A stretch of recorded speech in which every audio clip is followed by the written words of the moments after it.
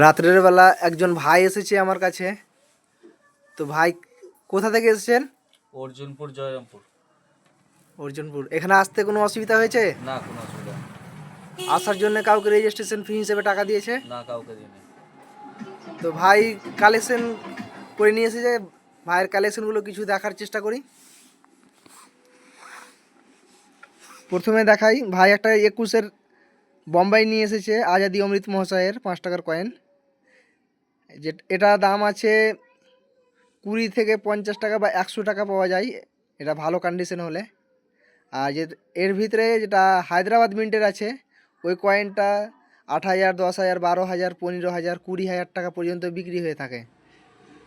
তো ভাই আর একটা নিয়ে এসেছে, আমি দেখাই আর একটা কয়েন। কুইন ভিক্টোরিয়ার 1878। এটা রুপোর কয়েন না, এই কয়েনটা ডুপ্লিকেট কয়েন। ভাই ভেবেছিল এই কয়েনটা রুপোর কয়েন, এটা অনেক টাকাতে বিক্রি হবে, কিন্তু এটা রুপোর কয়েন না, এটা ডুপ্লিকেট কয়েন। এই ধরনের যারা কালেকশন করছে তারা ডুপ্লিকেট কয়েন থেকে সাবধান। আর এই রকম কয়েনের বেশি দাম হয় না, এগুলো কমন কয়েন নিয়ে এসেছে অনেকগুলো। এগুলো 3 টাকা 4 টাকা, এর বেশি বিক্রি হয় না। আর হলুদ কয়েন কেউ আনবেন না। হলুদ কয়েনের ভিতরে আমি বলে দিয়েছি এই ধরনের হলুদ কয়েন কেউ নিয়ে আসবেন না। দাদা অনেক হলুদ কয়েনও নিয়ে এসেছে, তো হলুদ কয়েন কেউ নিয়ে আসবে না, হলুদ কয়েনের দাম হয় না।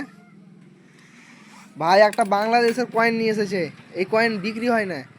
অনেক ফেসবুকে ইউটিউবে দেখতে পাবে এটার দাম বলা হয়েছে 2 লাখ, 4 লাখ, 5 লাখ, সেগুলো ফেক। এটার বাস্তবে কোনো মূল্য নাই। তো এইরকম নতুন নতুন ভিডিও আপডেট পেতে সবাই পেজটাকে ফলো করবে, লাইক কমেন্ট শেয়ার করে বন্ধুদের মাঝে ছড়িয়ে দেবে। আজকের ভিডিও এই পর্যন্ত, দেখা হবে নেক্সট ভিডিওতে। সবাই সুস্থ থাকবে, ভালো থাকবে, ধন্যবাদ।